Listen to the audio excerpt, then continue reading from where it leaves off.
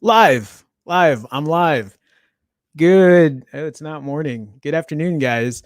Welcome to Tech News that Jerome Ortega finds interesting, episode 40. Episode 40.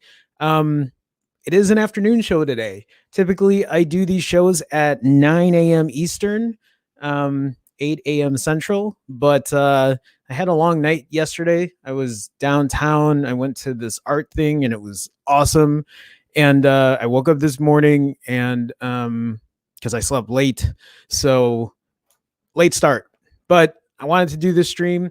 I think I'm gonna make this stream a little more casual today, kind of just chill, and maybe this might be the way I go from here on out. We'll see.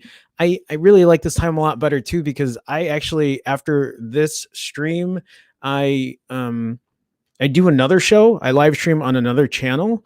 So and typically I do that around the same time every day at like 8 p.m. 7 well 8 p.m. No 9 p.m. Eastern. So for me to like start at 8 a.m.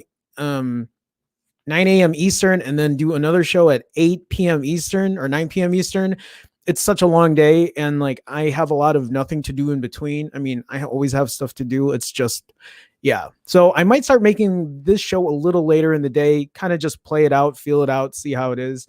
But anybody who's in here, welcome to the stream. Welcome to Tech News that Jerome Ortega finds interesting, where I talk about tech news, about tech stuff. Brian says, just one more hour of work for the day. Congrats, man. Mine's just about to start. So hope you had a good day at work. Welcome to the stream again, Brian. Always grateful for you to come by, check it out. Javier, my ass just got oh, dude, my appendix removed. For a change, I can watch this show. Wait, you can watch the show because you got your appendix removed and you're not working? Is that why? Or is it because I'm doing it in the afternoon and not in the morning? Just curious. George, Javier, by the way, welcome to the stream. Thanks for coming by. George says, you threw off my whole day's timing. George, I'm sorry. I know you're probably used to a morning stream. I was up late last night. I was out late last night. And I was just saying that I don't know. I kind of like this timing a little better, but I don't mean to throw you off. So hopefully this is enjoyable. I have a good amount of stories, but I might kind of stick with this Pixel 4a stuff. We'll see. Kit, all right, epic show. Yeah, let's hope so, Kit. Yeah, we're gonna have and Kit and we're gonna have a show later today. So that's who I live stream with later in the day. Hey, Kit, thanks for making it on, man. Appreciate you here.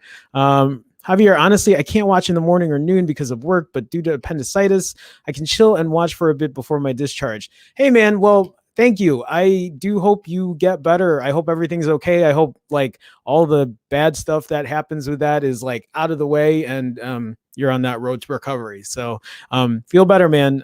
Glad you can make it. Hope I can make this a little entertaining for you. George says, that's okay. Got my taxes done instead and got good news. Good for you, man. I need to do my taxes still. Yeah. But let's start, guys. Oh shit, I did not share my screen. I am sharing that now. Share. Oh, perfect. Okay, so let's start with the Pixel 4a. I think there were a bunch of articles about this, and I might want to take my time on this one. I kind of want to talk about it. I am kind of excited for it, which is weird because it's like I'm typically not excited about a mid-range phone, but I don't know. I'm kind of looking forward to this one. So I'd like to see what this is about. And for those that don't know, when I do these tech shows, I actually just pull up a ton of stories with titles that I find interesting. I don't really read through them. I kind of read through what this is like is I read through the news with you guys. I go through it. I kind of give you my insights. I go read the comments and then I just share how I feel about it. So this article from Gizmodo, right, says the Pixel 4a price leaks at $400. Here's everything else we know. Is this real? No, that's not real, right? This is a Photoshop, right? No, because they haven't announced it yet. Who am I? Okay, so anyway, so over the past few weeks, rumors about Google's next mid-range phone, the Pixel 4a, have been slowly trickling out. Now, a new leak has pegged the price of the Pixel 4a at $400, which, by the way, is good to hear. I'm glad they didn't up the price, which means it's a good time to run down everything we know about the phone so far. The latest info about the Pixel 4a's price comes from what looks like a Photoshop image. Okay, by posted by noted leaker Evan Blass, priced at $400. A Pixel 4a would cost the same as last year's Pixel 3a. So it appears Google is sticking with a similar strategy for this year's mid-range handset. I'm glad they didn't up the price. I wouldn't be happy about that, and I would have a hard time recommending it if they up the price again. And frankly, that's a good thing because despite having slightly slower performance, the Pixel 3a captured nearly all of the standard Pixel 3's best features, including great battery life, a simple but solid design, and flagship phone level camera quality. In terms of specs, and this is the video that I played the other day. This is somebody who had the phone. I'm just gonna let this play as we kind of, and like it looks pretty good. I think it looks pretty good. I didn't even watch this video. The only video I watched of this is when I played it on the stream, but it looks pretty good for what it is. In terms of specs, XDA developers suggest that the Pixel 4a will sport a Qualcomm Snapdragon 730 chip, which if true would rule out support for 5G, which doesn't really matter. At least I don't think so. I mean, again, this is not the year for 5G, not just yet. So a Pixel 4a without 5G is perfectly fine by me. I don't know how you guys feel about it, but that's not a deal breaker at all. They don't know. It says here a 5.7 or a 5.8-inch display, a USB-C port, and a headphone jack. All great. The latter being something you don't get on Google's more premium phones. So again, if you're new to this, the Pixel 4a, which is Google's mid-range phone, is going to have a headphone jack, and the Pixel 4, their premium phone that sells at $800, twice the price, does not have one. More recently, YouTube channel, they posted this hands-on Pixel 4a, like purportedly, right? We don't know if that's for sure, but it definitely looks like it, which shed even more light on the phone's features. According to TechnoLike Plus, the Pixel 4a will be available in two models, with the less expensive version offering 4 gigs of RAM and 64 gigs of storage, while a slightly more expensive model will get 6 gigs of RAM, the same 64 gigs of storage, and possibly a dual SIM card slot. Okay, so here's the first thing, right? Is if they're going to make a slightly more expensive model with 6 gigs of RAM, put 128 gigs of storage in it. I don't know. I feel kind of weirded out that they're going to make a 4 gig version and then a 6 gig version, but they're both going to have 64 gigs of internal storage. If they made a 6 gig version with 128, I mean, that definitely seems like it would be more worthwhile of a price. And when I say more worthwhile a price, like if they had a 6 gig version with 128 gigs of RAM and they sold it for like $429 or even $449, I guess I'd be okay with that. $429 sounds better though. Did they make so for George, actually, this is a good question for you with the Pixel 3a, because I had never owned one. Do they have a version in 128 gigs, or is that not a thing? Or is it just 64? Anyway, it says here, TechnoLike Plus's video also shows the Pixel 4a sporting a punch hole selfie cam in the top left corner of its display. And to be perfectly honest with you guys, this punch hole display, where is it here on the front? I don't know. Sorry, I'm just waiting so this punch hole display right here, I like this better than what the Pixel 4 has, which is a notch, and then like the other ports, the whole like hand waving gesture. It's a feature that yes, might have some importance later on if Google finds a way to make that better, right? Where you can wave your hand in front of the phone and it'll skip a song or pause or play. Actually, I think they just added those in, or they're about to.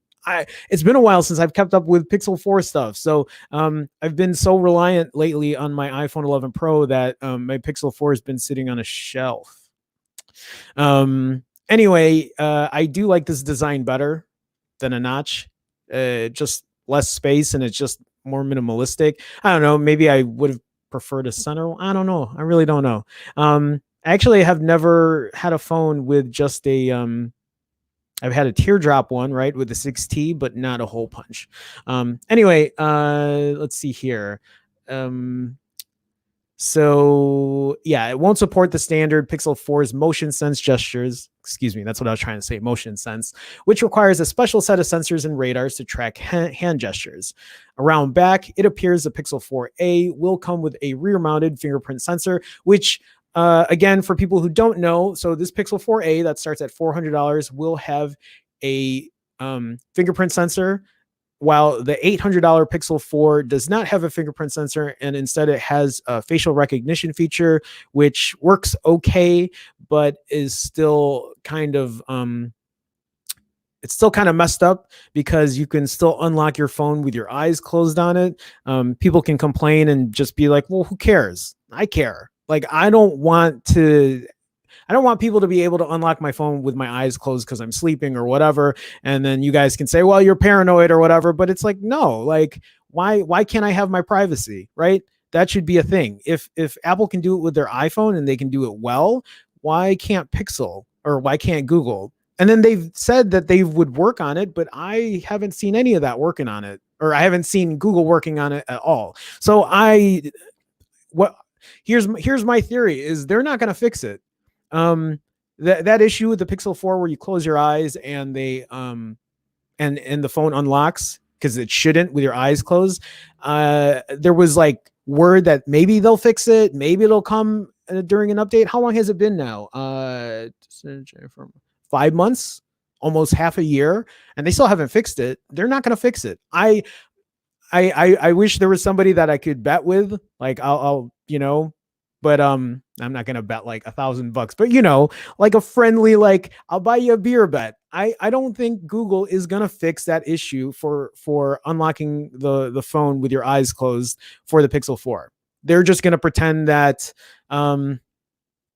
maybe they can't figure it out, and they're just gonna pass on that fixing that, right? And they're just going to fix it on the Pixel 5, which is a shame because goddamn, I paid $800 for a phone that can't do a lot of the stuff right. Anyway, moving on. At this point, it seems the only major thing about the Pixel 4a we don't know is when it'll be available. Last year, the Pixel 3a launched at Google I/O in early May. I'm assuming that's probably when it's going to launch again. And while the coronavirus has prompted Google to cancel in-person attendance, I don't know if you guys know this, but Google did cancel Google I/O this year. Just like everything's been canceled. Did you guys see they canceled the NBA or they suspended it indefinitely? It's crazy. I don't know. Everything's being kind of just, yeah. There's no reason Google couldn't have a similar late spring launch plan for the Pixel 4a. I still think it's probably going to come out at around the same time. All told, the Pixel 4a is shaping up to be a solid follow-up to one of the best smartphone values from 2019. Now we'll just have to wait for it to officially get announced. Before I get into the comments, there was another article here sharing the same thing. I just wanted to go over it to see if there was anything different. This is from Android Community. So Snapdragon 730 processor, which is actually something I pulled up because I want to kind of look into that. So I'm going to spend some time here kind of going over the Snapdragon 730, maybe check with chat, see if anyone's messed with the Snapdragon 730. Actually, you know what? Let's go to chat. Let's go to chat. So let me scroll up here. This is chat time. So let's see. Sean, hey, welcome to the stream, man. Yo, what's up, man? How's it going? George says, as far as I know, Pixel 3a is only 64 gigs. Yeah, that's unfortunate. I mean, especially at it now at this point where like I want to buy, like, for you guys that don't know, for you guys that haven't seen what I've been talking about lately, I don't want to spend more than $500 on a phone. I want to see what the best deal I can get for a new phone at $500, under $500. And I'm not saying $500 plus tax, right? Because you talk about tax and shipping. Now the phone's $550 or $560. I don't want that. I want to get a phone to my doorstep at $500. I missed Adam. Adam, Geekheim is Adam. Howdy. I'll be lurking, but hope it's a great stream and everyone stays healthy. Thanks, Adam. Thanks for stopping by. I hope all of us are staying healthy. I hope all of us are washing our hands and not breathing on other people. And as I say that, I was saying this to Will yesterday, or like this little group chat we're at. I mean, I ride the train almost every day. And on Chicago trains, on Chicago buses, they're usually full. And I'm around people all the time. I work at the studio. I work with a bunch of people, and this thing is really spreading like crazy. And a lot of people are working from home, and I hope people are staying safe. And I hope it really isn't as bad as it could be. I don't know. But like even this morning, I saw my mom, and I was just like trying to stay away from her because, my mom's older now, and I don't want to, like, if I have it or if something, last thing I want to do is get anybody sick. So please stay safe there. So let's see. Javier says it would be nice if it had 128 or a micro SD for the 6 gig variant. I mean, 128 is what I would be hoping for.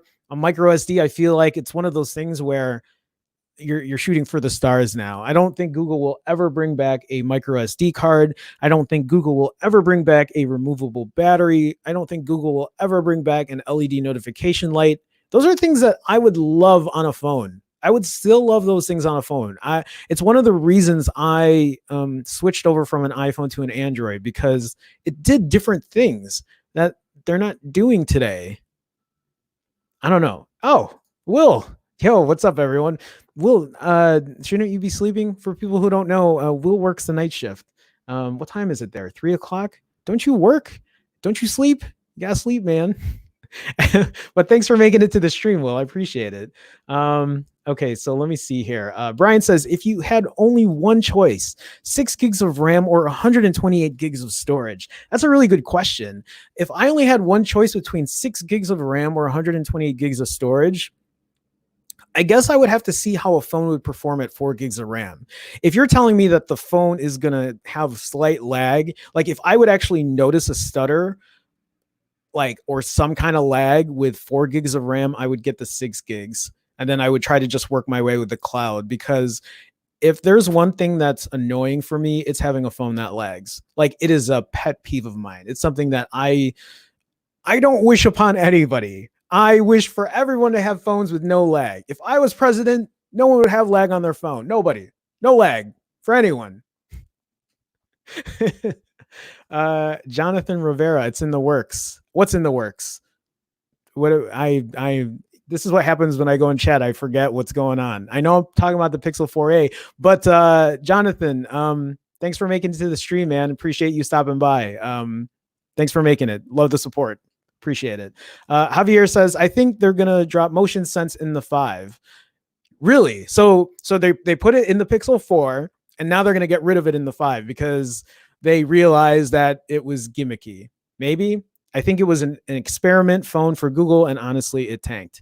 Yeah, it was an experiment that cost a lot of us $800 that I used once or twice just to try it out, and then I turned it off because I didn't find it useful at all. That's how I felt about it. I don't know about other people. I'm sure other people maybe use motion sense and they love it, but I haven't heard anybody say, you know why I bought a Pixel 4? For motion sense. I bought a Pixel 4 because I can wave my phone. I can wave my hand at the phone and it'll skip songs, and no other phone can do that. And it was totally worth $800. Said no one ever.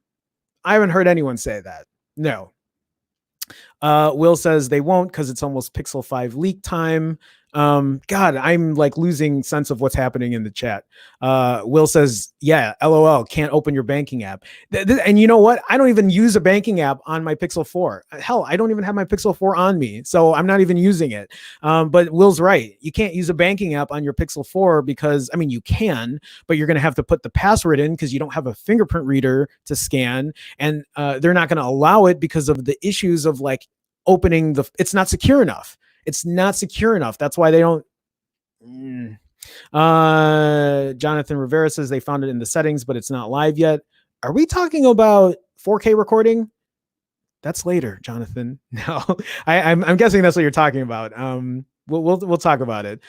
Yo, Will heard the iPhone 9 is going to be delayed or canceled. Actually, I have that as my very last story today. Like the NBA now. Yeah, unfortunate. Did you guys see the video of Gobert touching all the microphones? Because he was kind of joking around. He was like putting his hands on all the microphones, I think a couple days before he got tested positive for the coronavirus.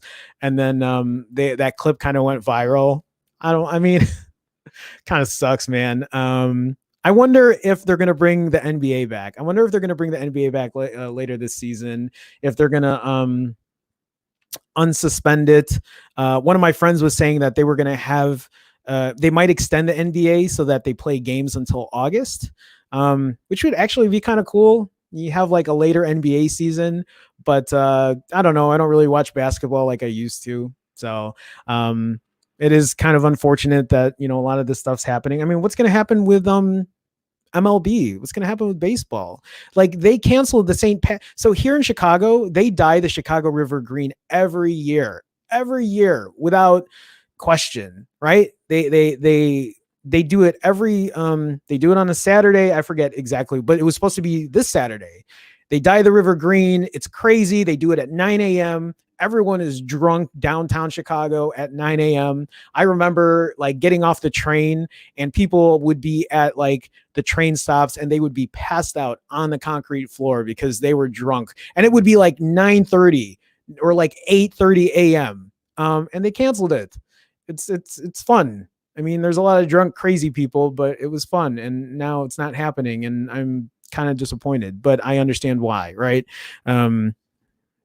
Still disappointed. But even the St. Patty's Day parade is canceled. Like, I don't know, man. What am I just, yeah, kind of unfortunate. George says the NBA, MLB, and March Madness all gone for the moment. Yeah. I saw an article that they said that they were going to still continue with March Madness games, just no audience, which would be, I don't know. It's like, it is what it is. So, Will says another Utah player tested positive. Yeah. What was his name? Donovan Mitchell, right? I think Donovan Mitchell. Nandu, hey, welcome to the stream, man. Nandu Vasanth said, is Google gonna drop Stadia? How is it pronounced? I don't know. Actually, I don't know much about it. I haven't kept up with it. Let me know what you find out because I don't know much about it. I just play PC games and I don't know. Part of me feels like as much as I want to try it out, I feel like it's just going to be another flash in the pan, right? Like they're going to have it and then they're going to be like, yeah, let's move on to something else. This is where my trust has gone with Google lately, is I just don't trust them enough to support a product. So it's hard for me to stick with it. Yeah. So let's see. George says, yeah, I say that, Will. Scary. Now it's just not older folks. Now top in-shape athletes also. George, which is actually interesting. Did you guys see the new Joe Rogan podcast? He has an expert when it comes to diseases, and he was talking about that the coronavirus is not just for older people, right? I mean, just catching it, but they're saying that the effects could be very, like, I don't know about the word fatal, but severe, very serious for people who are younger also. So something to be mindful about, which is why I'm saying again, please be careful out there. You know, I kind of joke around about it that I ride the train and I'm around people all day and it's no big deal, but it's definitely a big deal. So please be careful, because even though you might be younger and you might not give it, or you might not like reap not reap, but like catch the ill effects of it, maybe it might not affect you as bad. Still, please be careful, because there are other people that you can infect, people who might not be able to handle the consequences of catching that disease. So, Theory X84, hey, welcome to the stream, man. Thanks for coming by. You were on my last stream, right? Or the one before that. Anyway, thanks for coming by. But then no NBA players in the Olympics if they extend the season to August, if the crisis gets resolved in the meantime. That's actually a really good point. I forgot about that. There's going to be a lot of issues with this happening, right? There's so many things. It's such a domino effect, because I was thinking about it today. My cousin, she sent me a picture. I should have downloaded that picture. She lives in California, like around the LA area, and she posted a picture. She was at Costco, because I guess she went to go buy stuff too, like toilet paper or whatever, and like the racks were clean. They were just empty over there. Yeah, it's just it's so like people are not buying stuff, right? Or they're people aren't going to events or whatever, and that's costing money. But then at the same time, people are spending all this money on toilet paper, Clorox wipes, hand sanitizer. It's just weird how that kind of stuff just affects everything. Sean says Google should drop Stadia. I don't know how you pronounce it. Yeah, I don't know enough about it. You guys can chat amongst yourselves, because I have no idea. Nandi says, why Google phone didn't have high brightness? I don't know. No, wait. I know why they didn't have high brightness, because they knew the battery sucked. That's why. I think they were able to, right? Wasn't there an article that said that they were able to make the phone brighter? Am I remembering that correctly? But they didn't, because they knew that if they allowed phones to be brighter, because that's an issue, right? Brightness is an issue on the phone. I think they knew that if they allowed the phones to get brighter, the phones would just suck more when it came to battery. So I don't know. Will says they won't drop it yet, but it's coming. Oh, Stadia, right? Developers are even nervous about supporting it because of Google's track record. Yeah, like that sucks. Google is such a huge company, but we have to be careful, because we don't know what Google's going to drop next. Like, how can you have faith? How can you have faith in a company that has an awful track record of not supporting their software, their hardware? Yeah. Nandi says, then what about the storage? What about the storage? That it sucks too. I feel like this whole stream is just going to be bashing Google. Let me move on. I will get back to chat in a little bit. But what I actually wanted to do is I wanted to talk about the Snapdragon 730 platform, mobile platform. I'm just reading the words here. I wanted to talk about the Snapdragon 730 chipset that's coming on the Pixel 4a. I don't know if any of you guys have used a Snapdragon 730 before, but if you've used a Snapdragon 730, I would love to hear what your thoughts are on it. I haven't used one, so I don't know how well it performs. I don't know if it gets laggy. I did pull up this other article from smartpre.com. I just Googled real quick what phones have the Snapdragon 730. And so there's a list here that says, where are we at? So the Samsung Galaxy A80 has a Snapdragon 730.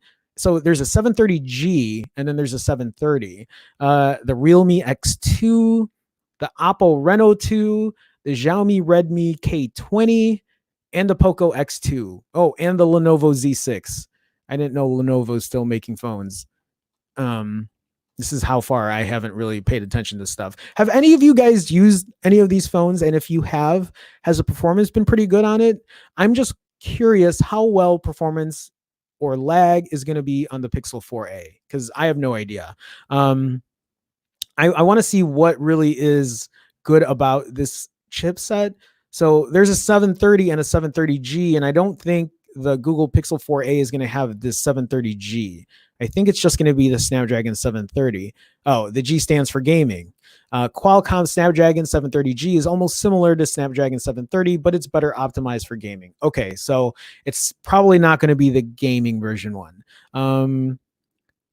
It enables it to render relatively better graphics, support smoother gameplay, drive powerful wireless audio while gaming, and more. Why couldn't Google put that in there? I mean, I don't know. I don't know.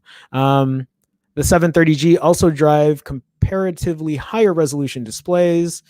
So basically, for consumers who aren't interested in high-end gaming, the two chips should be equivalent. Okay, well, that's fair enough.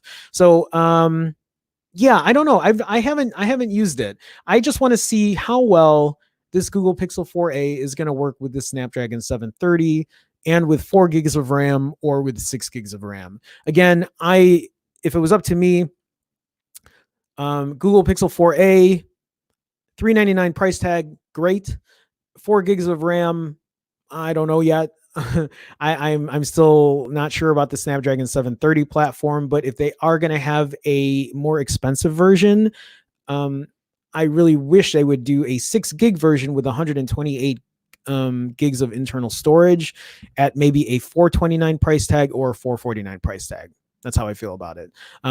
So I don't know. Let me see here. Nandi says, I'm a Pixel fan, but some features sucks. Yeah, if the Pixel 5 comes with better battery, display, storage, yeah, Nandu, like I am just hoping that the Pixel 5 knocks it out of the park this year because I don't know what Google's going to do. I've been a huge supporter, a huge fan of Nexus devices, and then was excited when Pixel came out because I'm like, yeah, they're going to finally bring it out to the public. And then they've done it, and almost every year it's kind of like, it's good, but it's not great. And then they keep increasing the price every year, and then now I'm at the point where I'm like, okay, I'm tired of this because I'm paying a lot of money and I'm not getting I'm not getting my money's worth is how I feel. Bad News Brown. So this is where y'all be hanging out. Yeah. Although usually it's early in the morning, Gary, right? I'm getting that right.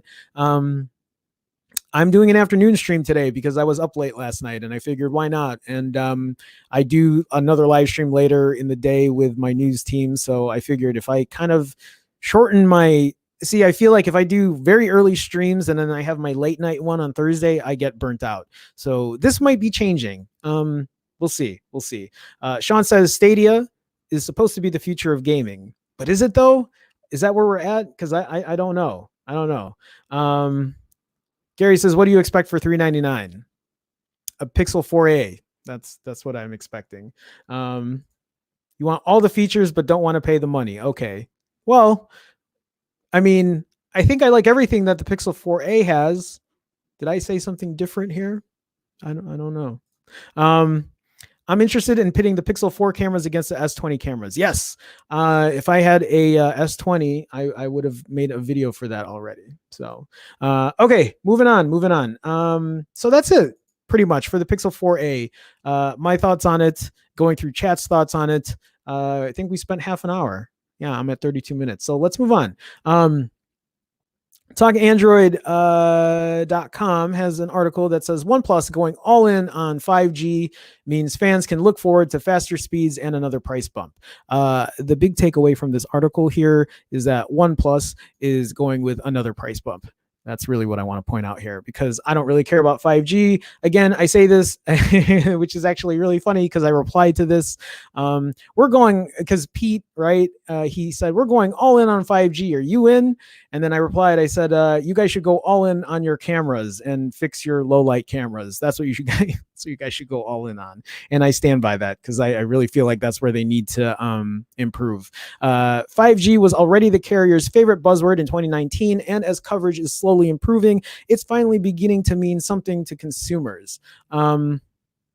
Maybe. I don't agree with that. 2020 is going to be the year that the smartphone manufacturers include 5G connectivity on all models in their flagship ranges, as we've already seen with Oppo's X2 and X2 Pro that launched last week. We're expecting the OnePlus 8 series to be announced sometime during April, and the company's CEO and co-founder Pete Lau has stated that all the models launched will be 5G enabled.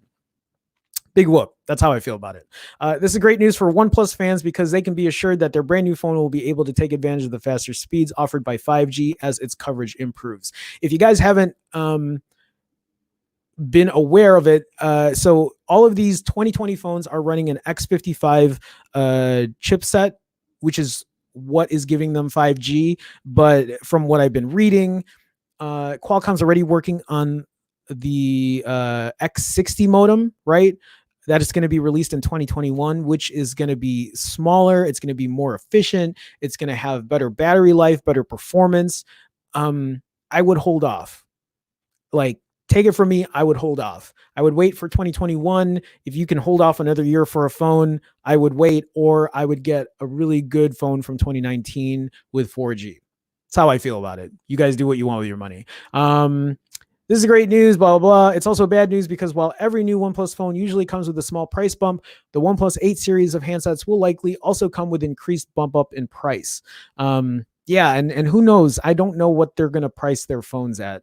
I was saying this with OnePlus already. They've just been bumping their prices up. So Pete Lau had the following to say on 5G technology. We've always had a position in creating the best product possible at the best price point. The new technology does add costs, so costs have risen in comparison to 4G products. The OnePlus 8 series is believed to consist of 3 models, including a higher spec Pro variant and a light version, although it's not clear if all 3 models will be announced at the same time. So yeah, I don't know. I'm looking forward to seeing what OnePlus is going to release with the OnePlus 8. I just don't know what price point. And again, I'm in this place right now in my head, my space, where like I don't really want to pay more than $500 for a phone. So that's kind of how I feel about it. Tana, hey, what's up, Jerome? What's up, Tana? What's going on, man? Welcome to the stream. Thanks for making it. I am doing an afternoon stream today because I don't know. I might start doing afternoon streams instead of mornings because it's hard to get up and get to the studio on time. But thanks for making it by, man. I appreciate you stopping by. So let's see. You guys are saying what's up. Sean says everyone wants anything premium to be cheap. That's a dream. Yes, so here's the thing. And I'll give you my thoughts on this, right? I feel like a lot of phone companies, a lot of phone manufacturers, and I've said this before, so I might just be spitting the same rhetoric here, but the way I feel about it is until I see a fair price, right? Because the upmark on a lot of these phones are way more, right? The profit margin on it is almost disgusting. You guys can disagree with me. That's fine. I just think that a company should still profit, right? Like, I'm not saying a company shouldn't profit. Like, go get your money, go make your money, right? But like, also, like, be responsible with your consumers. Again, that's why they make other mid-range phones. That's why they make budget phones. I get it. I get the argument there. I guess I just want another company like OnePlus to make a great phone and have it be fairly priced. That's how I feel. So, okay. Moving on. Apple, what do I have here? Apple tells retail employees not to offer AirPods or Apple Watch try-ons as coronavirus precaution. Yeah, I just saw this, thought it would be a little interesting. So this is from 9to5Mac. I haven't read this yet. So Apple's rolling out additional changes to its retail store practices as the coronavirus pandemic continues. Business Insider reports that Apple Store employees are being told not to offer Apple Watch or AirPods try-ons for the foreseeable future, which is also weird for me to think about. Does that mean that people can still go in the store and play with the iPhones? Do they just wipe them down after? I don't know. Yeah, this isn't a really big story I'm going to delve into. It's just something I wanted to read through. This is part of Apple's work to protect Apple Store employees and customers during the coronavirus outbreak, the report says, but there's not an outright ban on try-ons. If a customer specifically requests to try on AirPods, I didn't even know you could try AirPods on at the store. Is that, am I weird for thinking that's a little gross? I don't know. Okay, so the key here is that employees are being told not to offer try-on. So, okay, if you ask for it, sure. If otherwise, they try not to offer it to people. Apple scaling back with Apple Watch try-ons at some of its retail stores in an effort to combat the ongoing coronavirus outbreak.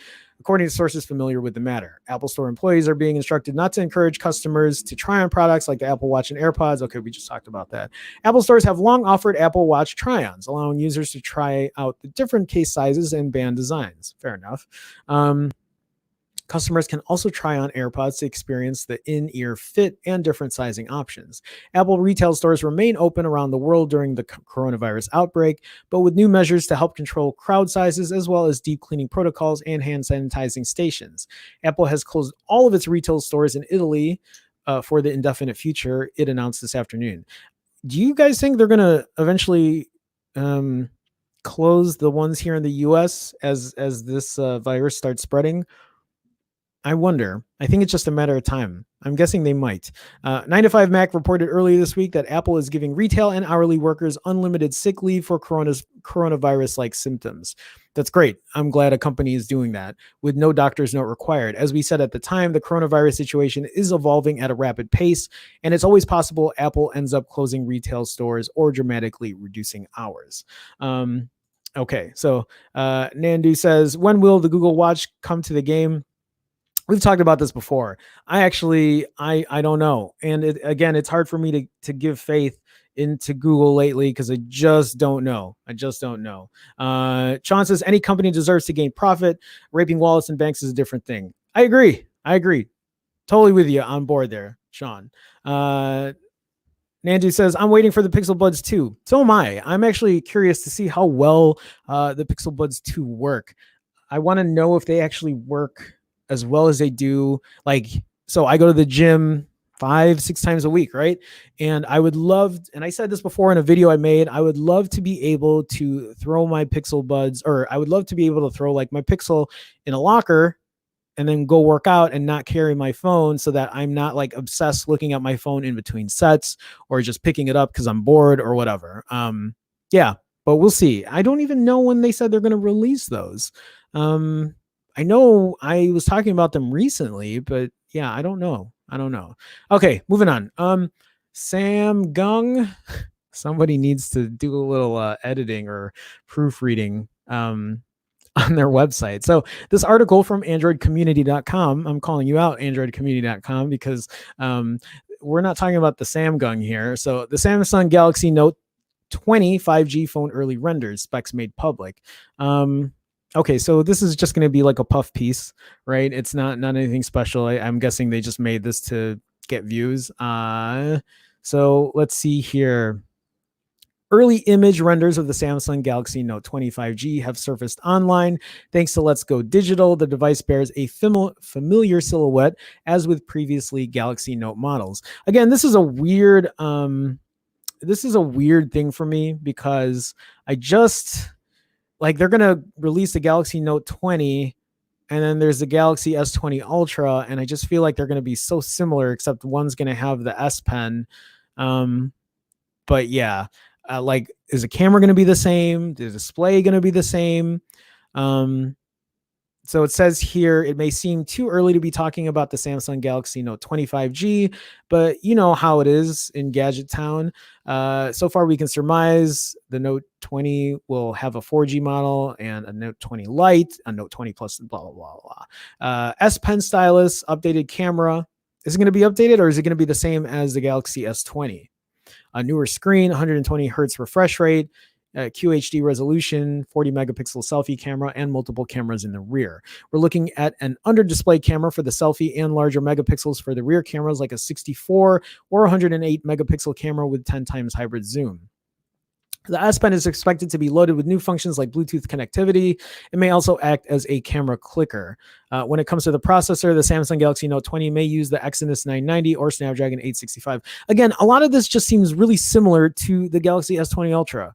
I have actually never owned a Note device because I've always just stuck with the Galaxy series. I've also liked a smaller phone. So I don't know. I guess we'll wait and see. It's still really early. I'm sure they're going to figure some stuff out, maybe do something different. So, Nandu, which phone are you using? So where's my phone? I use my iPhone 11 Pro. Honestly, this phone has been my daily for a while. It's something that it's been hard for me to switch. I haven't been the biggest Apple fan for a long time, but the iPhone 11 Pro, the battery's great, the camera's great. I've been pretty happy with it. I'm not the biggest fan of iOS. I don't think their UI is as intuitive as my Android phones, but it's a reliable phone. I have the AirPods Pro and they work really great. I even just ended up buying an Apple Watch, like a Series 3, an older one, and that works great too. Like it's been pretty good for me. So I've been pretty happy with it. Nandu asks, is Motorola working on a flagship Motorola Edge? I have no idea. I have no idea what Motorola is doing anymore, especially with the whole Lenovo merger. It's just things are not the same. I was a big fan of Motorola stuff back when they had the Motorola X Pure, the beginnings of the Moto G, but yeah, I have no idea. So, okay. Here we go. The Pixel 4 may soon be able to shoot 4K 60 video thanks to an upcoming camera update. Evidence found in the latest Google Camera 7.4 APK. What you need to know, a new 4K 60 FPS mode is referenced in the latest leaked version of the Google Camera app.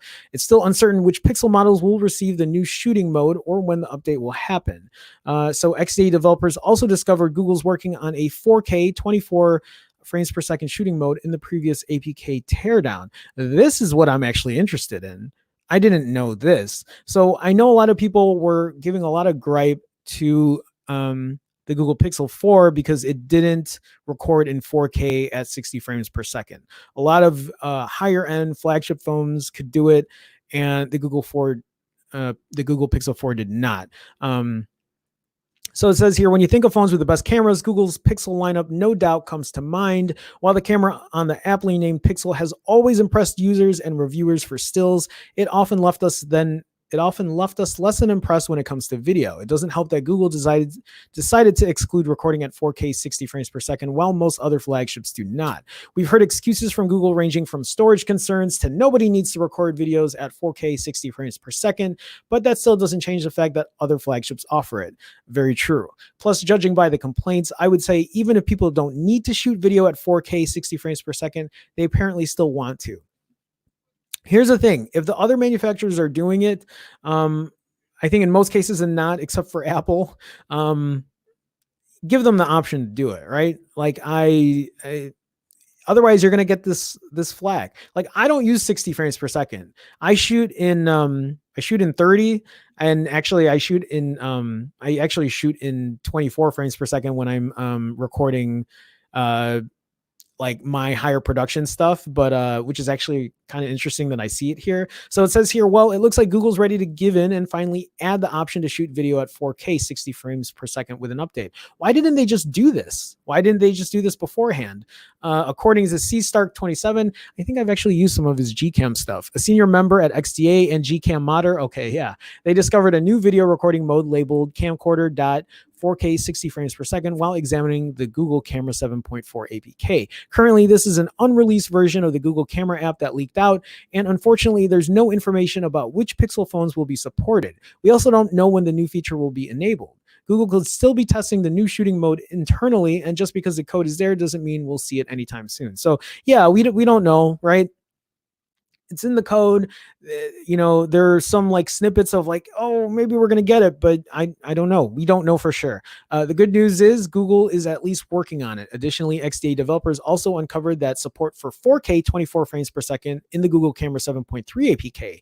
It seems that Google is finally taking video recording more seriously on its series of Pixel phones. Yes, I would love to see 24 frames per second on it. Perhaps we could see these new shooting modes debut in the next big Pixel feature drop. That's actually a really good point. Oh, Brian, with the $2 super chat. Brian, thanks so much for the super chat, man. Pixel 4a fund. Hey, that's not a bad idea. Maybe. Brian, thank you so much for supporting, man. Again, Brian is one of like my daily guys who's always on the stream, who's always commenting. Brian, thank you so much for the support. It means a lot to me. Again, thank you for the super chat. That does mean a lot. It helps support do what I'm doing, helps me continue what I'm doing. Will says, cause Google. Maybe it's for the Pixel 5. Maybe it is. I mean, who knows? I don't know.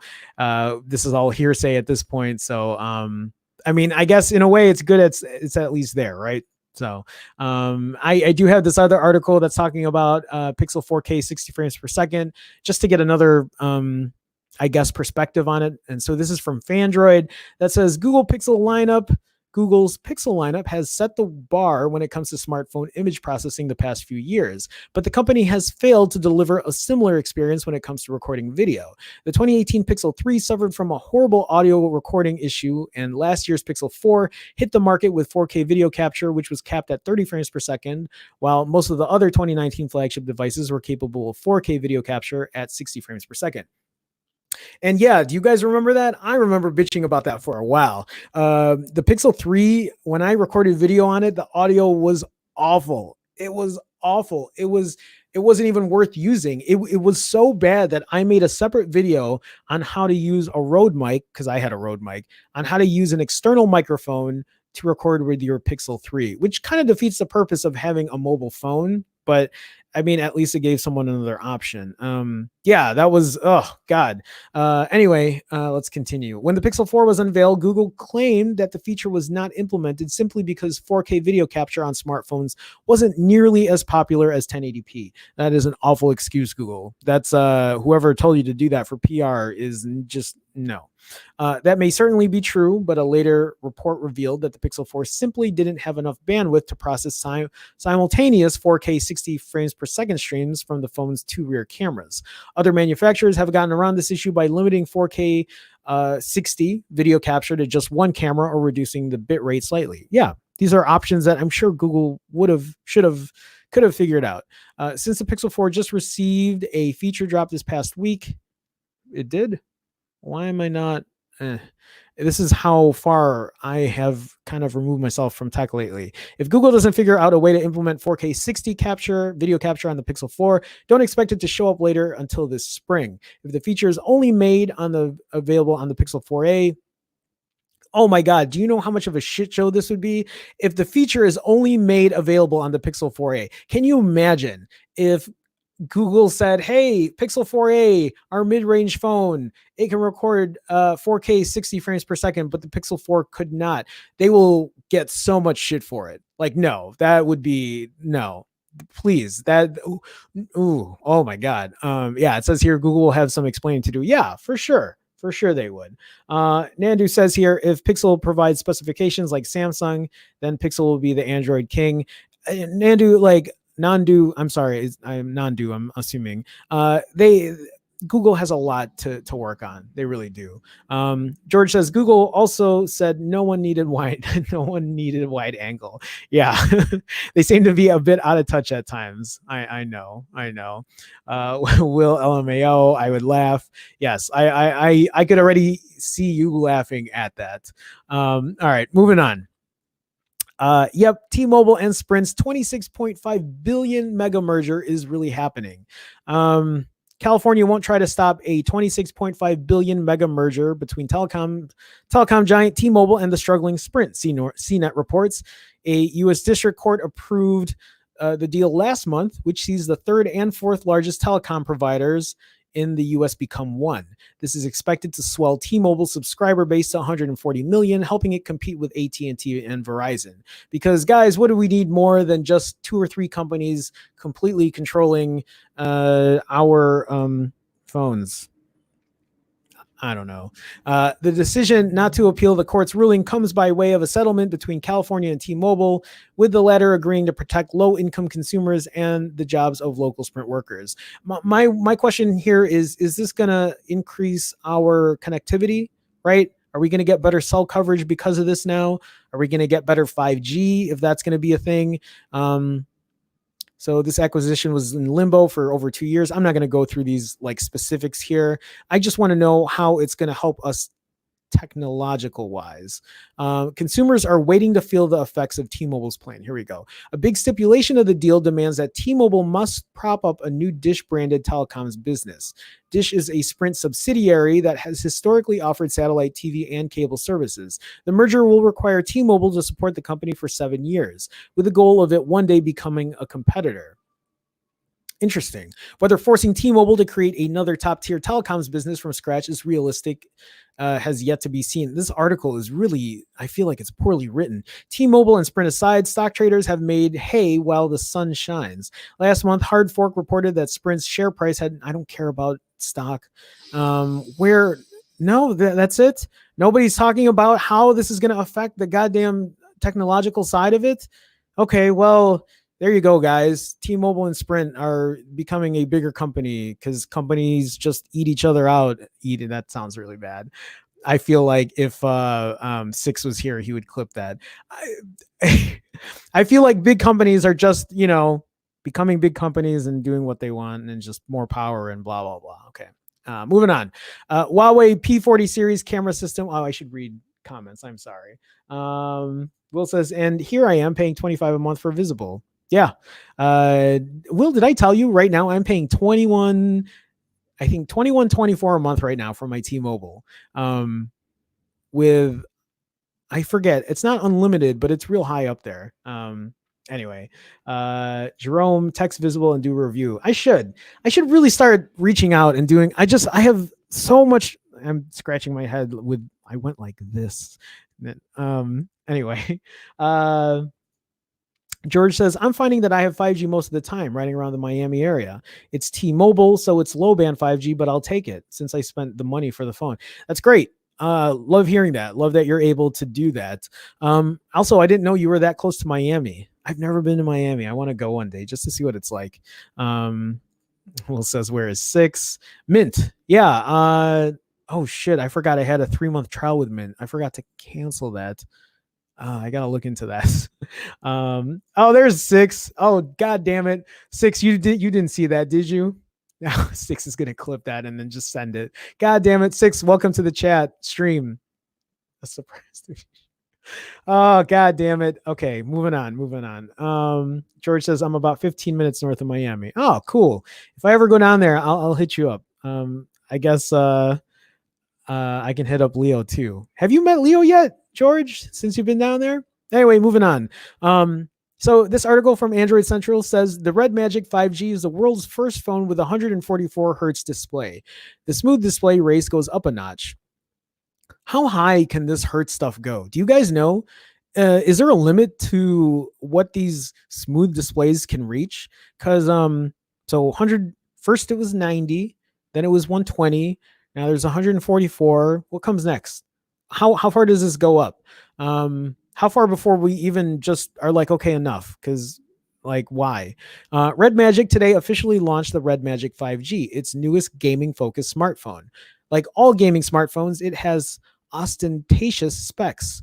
That's a word I don't use ever. Here's a Snapdragon 865 processor on board with 5G capabilities. The RAM goes up 12 gigs of LPDDR5. Wow, these are pretty high-end specs. There's up to 25 gigs of UFS 3.0 storage if you want it. Holy shit. It has a large 4,500 milliamp hour battery that'll charge fast with a cooling fan so it can run at max power for longer. What? Okay. Red Magic has also improved the shoulder trigger buttons, adding a 30, what is this? 300 hertz? I don't know. Might be a typo. And a 3 millisecond touch delay to replicate a console-like experience. Somebody needs to work on their editing here too, because there's a standard flagship camera set up at 64 megapixels. There's a standard flagship set up God, this article is hot garbage right now. It's just not worded correctly. Backed up by an 8 megapixel wide angle lens and a 2 megapixel bokeh lens. What? Okay. Bokeh? Or is this I don't know. This is not what I expect from Android Central. Around the front, you'll find a 12 megapixel front camera for selfies and video calls. In other words, it's very fast for your games and it'll take photos for when you're done. This is a pretty high-end smartphone. I don't know much about it. All things considered, this smartphone is a spec monster. Yes, that's what it seems like. Red Magic will be bringing this thing to China from 37.99 won, $540. That's super cheap. For those specs, that's super cheap. For the 8 gig, 128 gig model with the price going up to $583.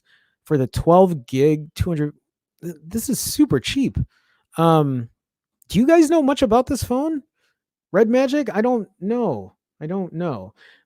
Okay. Oh, goddamn, you clipped it. this is the horrors of doing live streams, because I'll say something that I didn't mean to say, and then Six is gonna clip it, and then I'm gonna be embarrassed. About time, Six. Don't make old folks worry. Uh, these big companies, I'll tell you, these big companies. All right. Leo lives about 10 minutes away. The last time I was at his home. Oh, you've been to his place? I still lived in Tennessee. Go figure. We're both very busy, I guess. I'd love to meet Leo. I'd love to meet you too, George. One day, one day. Six says, what about 260? For a second, I was like, wait, why is that such a weird number? And then I was like, wait, why do I know that number? I'm like, wait, oh, I know that number. Psychological, phenomenal, crazy. Okay, moving on. Moving on. Samsung is offering free phone cleaning to Galaxy owners in 19 countries, including the US. Your phone is the grossest thing you own. Is it? Yeah, probably is. Probably is. What you need to know: Samsung will be offering free phone sanitizing services in the wake of the coronavirus outbreak. It'll clean Galaxy devices from phones down to Galaxy Buds. The service is rolling out in 19 markets and plans to expand to other countries later down the line. What if the person who's cleaning your phone has coronavirus? Then your phone's probably better being dirty. Am I right? Am I right? As the coronavirus pandemic spreads across the globe, companies are helping stop the spread by restricting travel and encouraging working from home. In all cases, an emphasis has been placed on personal hygiene to minimize the speed of transmission. Samsung, in particular, is encouraging users to clean their phones by offering free Galaxy sanitizing services in select regions. Okay, how does this work? The Galaxy sanitizing service is being offered for free through official Samsung Service Center and Samsung Experience stores in select countries currently, and the service is being expanded continuously. It simply sanitizes the phone. Oh, okay. With a UVC light. No harsh cleaning chemicals required. These devices can be used to sanitize Galaxy phones, the Galaxy Watch, and the Galaxy Buds. You guys should play a game where you take a shot every time I say the word Galaxy, because goddamn, it's so many in here. The Galaxy sanitizing service is currently available for free in Samsung Service Centers and Samsung Experience stores, or Samsung is what I meant to say, in 19 markets across the globe, or both. They include all of these right here. I'm not reading them all. Samsung will soon expand the service to, and I'm not reading all these all. Samsung's efforts are small, but likely helpful. Your phone is probably a breeding ground for all sorts of bacteria, seeing as it's the thing you probably touch the most. If you don't have a Samsung phone or would rather stay indoors at the moment, you can check out tips on how to take care of your own smartphone. I don't know. I think it's pretty cool that Samsung's doing that. I still don't know how that works, right? Do you ship it? Do you, so you go to this Samsung Service Center and Samsung Experience stores, and everyone has coronavirus there. So I'm just kidding. Hopefully that's not the case. 6, don't say Hertz in front of an enterprise employee. Oh, George, I expect that. Let's see. Brian says here, faster speeds, but for more money. What were we talking about? We were talking about something. I don't know what's that in reference to, Brian, but yes, faster speeds, but for more money. Sure. Okay, moving on. Android Police has this article about Xiaomi announces Redmi Note 9 Pro and Pro Max with quad cameras and 5020 milliamp hour batteries. That's a huge battery. So catering to the budget segment of the Indian market, the Redmi Note series from Xiaomi has delivered some bestsellers, but lately has started to feel the heat from Oppo's sub-brand Realme. Bracing to tackle that growing competition, Xiaomi is refreshing its budget line for 2020 by adding 2 new handsets to the mix. While we expected to see a Pro model accompanying a standard one, the Chinese brand took a page out of Apple's book and announced the Redmi Note 9 Pro and Note 9 Pro Max today in India. I've never used a Redmi before, or Xiaomi. Featuring Xiaomi's Aura Balance design. What does that mean? Just how this is very symmetrical? It looks kind of cool. I like how it looks. I like when stuff is centered and symmetrical. So let's see. So it only differs on a few grounds, such as their memory configurations and charging speeds. Both the Pro and Pro Max are splash-proof and sport a 6.67-inch 1080p LCD dot display, a fancier term for a hole punch screen. Oh, which is right here. Okay, got it. The Qualcomm Snapdragon 720G processor. Okay, so we were just talking about the 730 that they're putting in the Pixel 4a. So this is 720. I'm assuming the 730 is better. They even have a similar battery size of 5020 milliamp hours. That is a huge battery, though it charges at different rates on each. While the Pro Max can juice up its battery with a 33-watt charger, the non-Max variant supports a slower 18-watt speed. Besides that, you can configure the Note 9 Pro with up to 6 gigs of RAM, while the Pro Max tops at 8 gigs. Your storage options remain the same. There's so many different options here. The Max again takes the lead with the higher res 64 megapixel primary camera, which also has a bigger sensor versus 48 megapixel shooter on the Pro. Its front camera uses a 32 megapixel sensor that supports pixel binning, something the Pro's 16 megapixel selfie camera does not. So then here are the specs for it. An octa-core 720, Android 10, 4 or 6 gigs, or you can get it to 8 gigs. 64 and 128 gigs of storage that has an expandable. Nice. I mean, pretty good. Xiaomi has so far announced the Redmi Note 9 Pro and Note 9 Pro Max only for the Indian market, where they're priced starting at $175. The higher end at $215. Holy, these are super cheap. Look at that. So here's what I'm saying, right? 128. Wait, look at this. 128 gigs of storage with the same RAM capacity with 6 gigs for 230.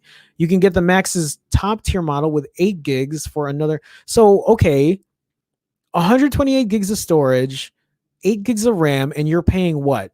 250, 260? So, you know that, again, this is where I kind of go off about like, these phone manufacturers are completely upselling a lot of their phones, because I would imagine a Pixel 4a can come with 6 gigs of RAM. I mean, hell, give it 8 gigs of RAM, 128 gigs of storage. Price that at $449.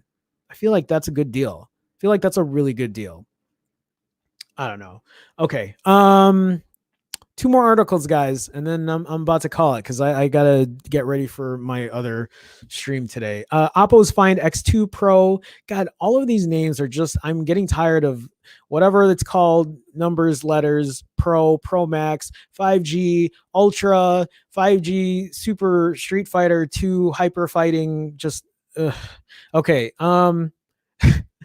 So Apple's Find X2 Pro 5G debuts with a Snapdragon 865, 6.7-inch, 120 hertz AMOLED, periscope camera, ceramic, or leather. Interesting. One of the bright sides of sad situations, such as event cancellations like Mobile World Congress, is that vendors don't have to compete for attention against other vendors' announcements within a short time frame, instead choosing their own launch dates and events. Yeah, okay, I could see that. Last week, Oppo did exactly this, having unveiled its new top-of-the-range handsets, the Find X2 and Find X2 Pro. Both models rely on the latest Snapdragon 865 platform from Qualcomm and come with support for 5G connectivity. God, I wonder if I could just get my hands on these way cheaper phones and just start seeing if these are better.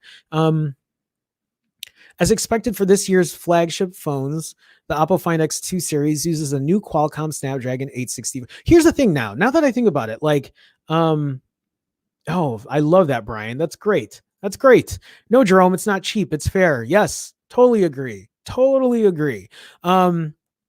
Here's what I'm thinking. Give me a Snapdragon 865 chipset, Snapdragon 865, or hell, let me try one of these Snapdragon 700 series, but it's going to be cheaper then. But give me a Snapdragon 865 chipset, give me 128 gigs of internal storage, give me a good camera, give me like 8 gigs of RAM, price it for under $500. Why not? Okay, so all these specs, lots of specs. I'm not going to go through all of them because I'm tired of like just going through all these specs every single time. I just want to see if they're talking about a price here. So a triple module camera setup uses Sony's new IMX 689 48 megapixel RGB sensor. Has a periscope telephoto camera that has 5 times optical zoom.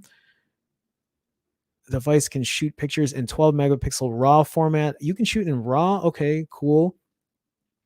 Something that actually I want to do is start shooting some of the phones that I can shoot in RAW.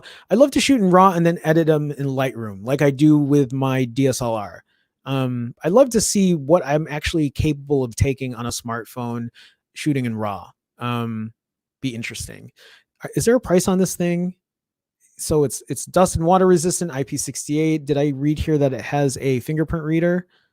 But it comes with aluminum frame, ceramic, leather back. What is the price on this thing? I just want to know the price. Starting, oh, these are expensive. Starting at, I don't know what this converts to in US, but I'm sure it's expensive. Oppo's Find X2 in ocean glass and black ceramic will be available starting at $999. Whereas the Pro in vegan leather orange will cost $11.99. Wow. Okay. Well, yes, this is out of my price range. Looks cool. Seems like it has cool specs, but out of my price range. Will, I bought the Homedix phone. Oh, wow, Brian, you bought that? That's awesome. You should let me know how that works out, how well it cleans. Hello. Oh, sorry guys. Paul's here. So I got one more story for you guys. Before I end the stream. So, hey, by the way, Brian, let me know how that works out. I'm curious if I don't think it's going to look cleaner, right? It's just going to kill whatever bacteria is on it. That's my assumption, or at least from what I read. Okay, so last article here is somebody brought this up earlier. I think Nandu did, but this is from Mashable. Apple's affordable new iPhone probably won't launch in March. And this is something that we all thought was going to launch. And then all of a sudden, we don't know if it's because of coronavirus. We don't know if they just weren't going to launch it. Maybe this is something that they're going to hold off on. But I remember reading an article that said now if they're going to hold off on it, they probably won't launch it in September either when the iPhone 12 comes out because they don't want it directly competing. So it says here, a few months ago, rumors pointed toward an Apple event in late March, with the focus being an affordable phone. Hi, Paul. Likely dubbed the iPhone 9 or iPhone SE 2. However, according to a report by Cult of Mac, this isn't likely to happen. A source at Apple told the outlet that production problems will delay the launch of the new iPhone. Now, I don't know if that the production problems is because of the coronavirus outbreak. Like, is that affecting people working right now? I'm assuming so. Because of this, Apple reportedly decided to postpone the event altogether.